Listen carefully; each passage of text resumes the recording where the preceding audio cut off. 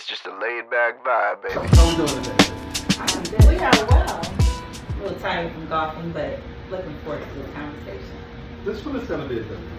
It's always a good one. This one is going to be epic, I think. I marked this one down for epic. Okay. This one is, would you sign a prenup?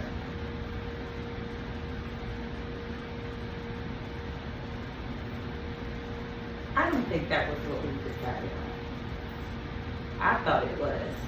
Men would be more apt to getting married if women would just sign a prenup off of GP.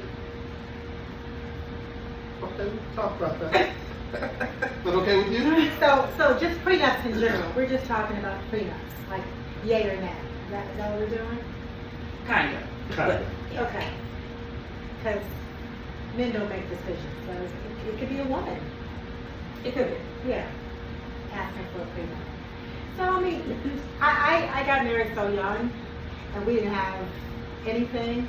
So a prenup wasn't even in our language. Exactly. You know, getting married when you turn 25, it's like, okay, you know, don't take my crackers and I won't take yours. That was basically it. So, but at this age, I do understand why some people would want them. And you know, at 56, 57, 60 and up, people are going into second and third marriages. They have more assets. They have children already and inherit. You know, people who stand to inherit things, so they want to protect their family. So I kind of get it. So if I were marrying a man, getting married again, and he wanted me to sign a prenup, and the language or the verbiage around it was not so I couldn't get anything because I don't want you to touch anything, was to protect his children, to protect what he had already established, to pass to his lineage, I would be fine with that. What say you? I would be fine with that scenario as well. The reason why I felt like I thought the conversation was a little bit different was because I feel like most people in this stage, in this phase, in this chapter 2 of their lives probably feel the way we do, right? We're all established, maybe people are on their second marriages or, you know, post-relationship from Right. marriage. I feel like it's a given. You probably have kids, you want to protect them, and all that makes sense. I also feel like a lot of men feel like, I've worked so hard for this, and even though you have proven yourself to be a valuable asset to my life, to my peace of mind, to my my world, I still don't want to be in a position where I have to share, especially if they're coming from like a messy divorce. It's the scar tissue that makes them feel like, I don't want to do that again. You know what I mean? Even though they enjoy everything about this relationship, there's just a fear of it not working out, you changing who you are after you say, you know, the nuptials, after you say I do. And I just feel like if women would just sign a prenup or it not be an issue about getting one, men would be so much more ready to commit to another full-blown marriage versus just, you know, we can have a long-term monogamous relationship. I think historically just the verbiage itself has lent itself to being a negative connotation. I mean, you talk about, I'm not signing anything where you owe me everything and I get nothing, or however that works. You know, you're not signing the. It just sounds like just the word itself was prenup, and then a lot of men have discussed the fact that sometimes, or not just men, but people have discussed that it gives you an escape plan. And I mean, there's that part of it where, it does lay out the terms for if this doesn't work, but there are people who say, well, I want to act as though it will. And you can't, at this stage of the game, you can't do that. You can't just say, well, I'm going to try my luck and I'm not going to sign it. I'm not going to have a prenup. If she doesn't want to sign it, then I'm just going to go. You can do that, though. It may not be what you feel is right, but you certainly can do that. It's called prerogative. Would you? If I wanted to.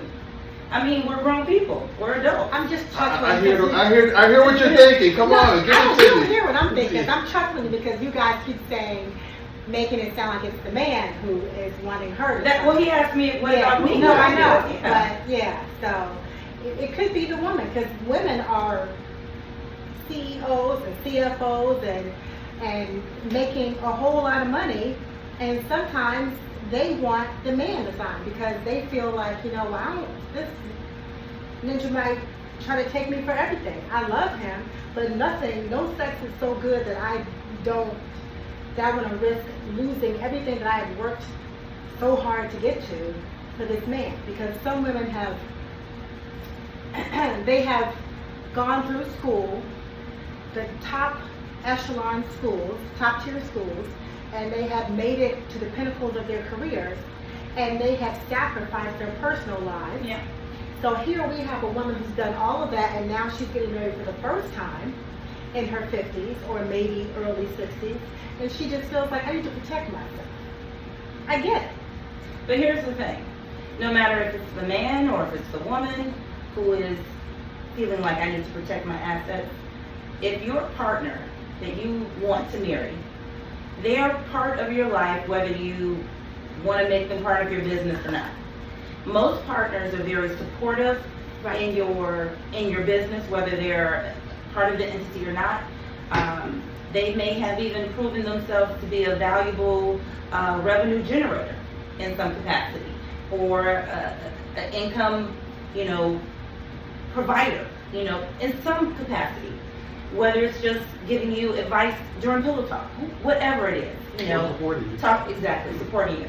So if you are playing that role, I'm gonna lend to what you said. You don't want to feel like you walk away with nothing, because once you get married, you are contributing to the household. That's right. And the not emotional well-being so that person and can not build. being the boyfriend or That's the girlfriend right. anymore, That's right. and living in two separate domains. Yeah. So, yeah, are you entitled to half of what they have? Absolutely not. Is he entitled to half of what you have? Absolutely not. But if you're building something together and you're playing a certain role, you should not walk away with just the clothes that are on your back I agree and with your that. toothbrush. I totally agree. So that's how I feel about that. Do I feel like there could be some really specific verbiage of what you can get and what you won't get? Absolutely. And I think it just takes a lot of the reservation and anxiety out of it, and people can just relax. You know what I mean? Because really unpredictability is what handicaps people from being able to read a situation all the time and to relax. So many times post-divorce, you see people and they're fighting with each other, and obviously they're not, hopefully not throwing blows, but they're fighting through the money. Those are situations where a prenup would have definitely helped. Sure. And I mean, we all have a friend or a cousin or something that has gone through that process, and it's just tough. Yeah. And I mean, I'll say it. I've said it before. I'll say it again. I don't think that anybody wants to lose in a divorce or feel like they lost. And well, You're losing anyway. I was going to say nobody gets married to get divorced, but that isn't true. So go ahead. But I don't think that people really want to feel like I'm the biggest loser. I mean, I'm losing because I'm not getting what I plan to do. But I don't want to feel like, man, you got rid of me and, you spread your wings and, you just flew. I wouldn't want to feel that. Yeah. As a sidebar, it's funny that you said nobody gets married to get divorced, and so maybe not. I had a conversation with a millennial today, and they told me that they actually have a friend from elementary school through high school through college who has always said, I want to get married and then I want to get divorced and I want to get remarried. And the first husband, I wanted to marry like a really rich guy and then take his money and then marry the person that I really want to be with. And then marry This blew me completely Well, so I'm going to say. But we're talking about a 9-year-old who's come up with this plan and has held on to it and let me just finish this. She manifested it. Part one is done. But don't you know people who've married professional athletes? And they didn't, I mean, they might have married for love, but to me, some women chase money because they are marrying to get divorced. That's Well, why I yeah. said, you know, whether it's a professional athlete or maybe it's a person, you know, a mason. Do you think they were married to get divorced though? Even if they were marrying? They're marrying to, some people who are marrying to secure the bag. Absolutely. And I think they're solidifying it. Some people solidifying it by having children. And some people who are just, you know, like a 30-year-old woman, starlet, who is married. I have a person in my mind, I don't want to mention it. And she married like a 90-year-old billionaire. So she's either marrying for divorce or marrying for death. I mean, but it's still. Nicole. Yeah, I was like, right. But unfortunately, it didn't work out that way for her. She got the money. She just had to fight a little bit. But then she passed She passed away. away. I mean, everybody dies in this story. Yeah, but before she can enjoy it. But the point is, some people do marry to get divorced, or Right. marry for the end of the relationship. So that went out the window. But at any rate, I see that, I can see how a prenup would be beneficial. Yeah. And it does, like you said, you know, it's communication. It takes the guessing game out. It lays it out on the table so that there's no black cloud hanging over your head. And we can move on Yeah, with life. Let's put the baby to bed. Here's the verbiage. To sign or not to sign, cool, I'm signing it. So that you know I'm not marrying you for your money. If I love you, and whatever goes to your children or your benefactors. And I'm not going to yeah. give you 30 days to get out of the family dwelling. You know, I want you to have sufficient time and Correct, sufficient yeah. money. Yeah. And it has to be something that's equitable. I mean, if we live in a 6,000 square foot home, I don't think that you should have a 700 foot apartment unless that's what you want. You know, so there should be some terms that are equitable to all parties. I mean, you know, what they do with what they, you know, with their money is up to them. But I just feel, honestly, like chapter 2, at this age, hopefully you're marrying for love. Hopefully you're looking to spend the rest of your life and your golden years with this person. And you have less years ahead of you than you have behind you. So just find a damn thing and keep it moving. I've seen so many people that were together for X amount of years. They get divorced. One of the parties has a bigger pension than the other one, and they make that person draw that money down, which is kind of a double whammy because you pay taxes at like 40 or 50%, Yeah. and then you have a huge capital gains tax at the end. So let's just say if I had to give one of you $20,000, it's going to probably take me to make a $40,000 withdrawal just so I can clear that money and have the money to pay back the taxes at the end of the year. And so many people that I've seen get divorced fight through the money. You know, they want to go, they want more money for this, they want more money for that. And it's not that I don't know, I can't say that they do or they don't, but it seems to me like they're fighting just to, you know, to aggravate that person. And it's not necessarily, I mean, who's not going to take the money? Well, I'm going to just interject a little bit. Please. Only because, depending on the age that the people were when they got divorced, that spouse may feel like a lot of years left. If you get remarried, you may marry someone and be married to them longer than you were married to me. Therefore, I'm no longer entitled to any of this because she's the not only a surviving wife, but she's also the wife for longer or many more years, however the verbiage goes. So maybe that is a source of contention in divorce. I don't know. I don't know if that matters. I mean, well, he's saying that they make them draw that money down, right? Well, that may be one of the reasons why. Well, I think sometimes it's bitterness that makes a person do it. I mean, I think that if I loved you at some point, we should be able to come to some solution where I get you what you need so you can do what you want to do. But I may need, I don't have $40,000. That sounds nice in theory, but when people are going through divorce.